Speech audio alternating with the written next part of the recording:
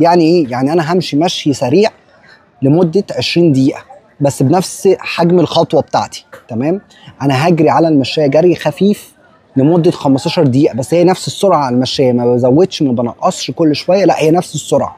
هعمل على الاوبي تراك نفس الموضوع. فاحنا هنا حددنا الحاجتين، الشده بتاعت التمرين وحددنا الوقت بتاع التمرين، تمام؟ فده اللي هيناسبك لو انت فتره التضخيم والحرق بتاعك عالي. النوع ده هيكون مناسب ليك. طبعا في زي ما قلت لك في انواع تانية، تمام؟ بس احنا دلوقتي بنتكلم على حاجه محدده.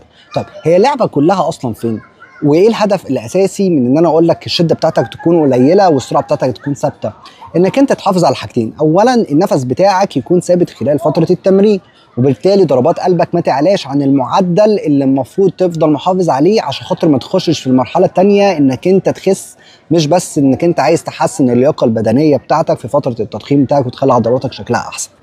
طيب الفكره الاساسيه بقى كلها في ايه؟ الفكره الاساسيه كلها في ادارتك انت للسعرات الحراريه بتاعتك، تمام؟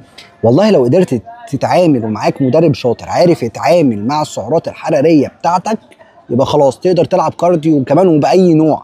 الفكره كلها انت هتاكل ايه؟ هتاكل ايه؟ السعرات اللي داخلالك كام؟ الخارج منك كام؟ الفائض بتاعك هيبقى قد ايه اللي انت هتستخدمه في فتره التمرين بتاعتك؟ هي اللعبه كلها هنا، تمام؟ يعني اللي بيعمل تضخيم من غير كارديو اكيد مش هياخد نفس الجرعات بتاعت السعرات الحراريه وهو بيعمل تضخيم بكارديو، واللي بيعمل تضخيم بكارديو باسلوب اللس مش هياخد نفس السعرات الحراريه اللي بيعمل تمارين كارديو باسلوب الهات. فهمت قصدي؟ الفكره كلها انت هدفك رايح فين وبناء عليه بتدير السعرات الحراريه بتاعتك. لانك انت في فتره التضخيم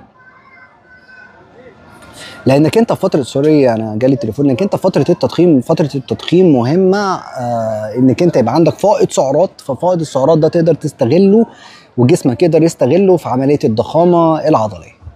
اتمنى اكون جاوبت على السؤال. انا عارف الفيديو طويل بس وكمان مش هيحصل له مونتاج لان هو اوت اوف سكريبت زي ما قلت، يعني ما فيش سكريبت محطوط للفيديو ده وانا بتكلم معاك زي ان انا قاعد معاك على القهوه واحنا اصحاب.